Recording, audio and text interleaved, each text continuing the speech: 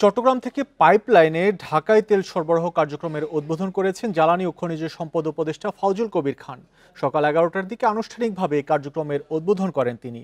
এ প্রকল্পের মাধ্যমে পাইপলাইনে চট্টগ্রাম থেকে ঢাকায় বছরে ২৭ লাখ টন ডিজেল সরবরাহ করা যাবে। এর আগে গত ১.৫ মাসে পরীক্ষামূলকভাবে চট্টগ্রাম থেকে ঢাকায় প্রায় ৫ কোটি লিটার ডিজেল পাঠানো হয়েছে পাইপলাইনে। জ্বালানি খাতে সরকারি কোম্পানি পদ্মা, মেঘনা ও যমুনা এই তেল সরবরাহ করেছে। ২০১৬ সালে প্রকল্পটি বাস্তবায়নের উদ্যোগ নিয়েছিল পেট্রোলিয়াম কর্পোরেশন বিপিসি। ৩ দফা মেয়াদ বাড়ানোর পর প্রকল্পটির কাজ শেষ হয়েছে চলতি বছরের মার্চে। শুরুতে এই প্রকল্পের ব্যয় ২,৮৬১ কোটি টাকা ধরা হলেও কয়েক দফা বেড়ে তা দাঁড়িয়েছে প্রায় ৩,৬৯৯ কোটি টাকায়।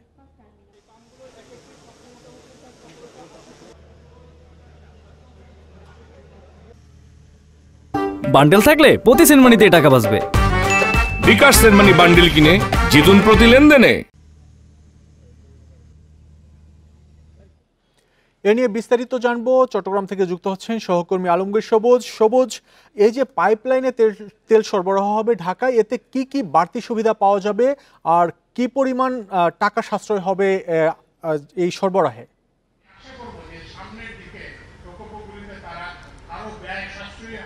এই কাঙ্ক্ষিত যে প্রকল্প পাইপলাইনে চট্টগ্রাম থেকে ঢাকায় যে তেল সরবরাহ, সেটা একটা উদ্বোধন করেছেন জ্বালানি এবং খনিজ সম্পদ উপদেষ্টা মোহাম্মদ ফাউজুল কবির খান।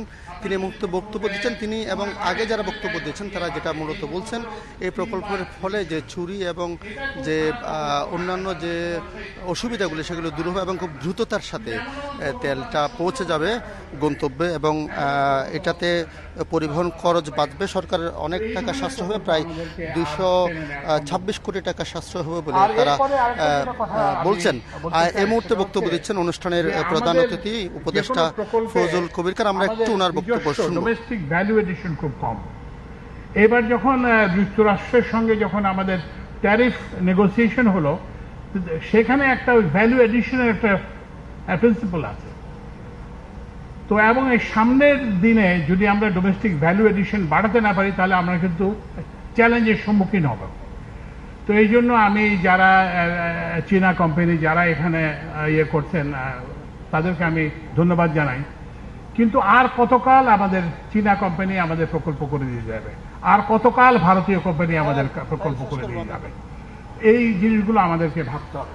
উনি বক্তব্য দিচ্ছেন একটু আগে। এর আগে যারা বক্তব্য দিয়েছেন জ্বালানি মন্ত্রণালয়ের সচিব সহ অন্যান্য যারা, তারা যে বিষয়টা বারবার বলেছেন, অনেক সময় নতুন এই ধরনের প্রকল্প হলে অনেকে চুরির বিষয়টা করে, অনেকে মনে করে যে পাইপ ফুটো করে তেল চুরি করে নিয়ে যাবে। এই বিষয়টা যাতে না হয় সেজন্য 3 স্তরের নিরাপত্তা ব্যবস্থা রাখা হয়েছে বলে এখানকার যারা এই প্রকল্প বাস্তবায়ন করার সংস্থা বাংলাদেশ সেনাবাহিনীর কর্মকর্তারা বলেছেন।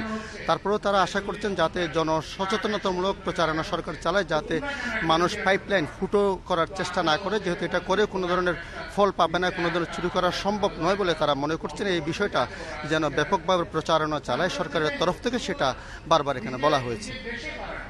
চট্টগ্রাম থেকে পাইপলাইনের মাধ্যমে ঢাকায় তেল আসবে, এর কার্যক্রমের উদ্বোধন করেছেন জ্বালানি উপদেষ্টা। আমরা এতক্ষণ ছিলাম সেখানে।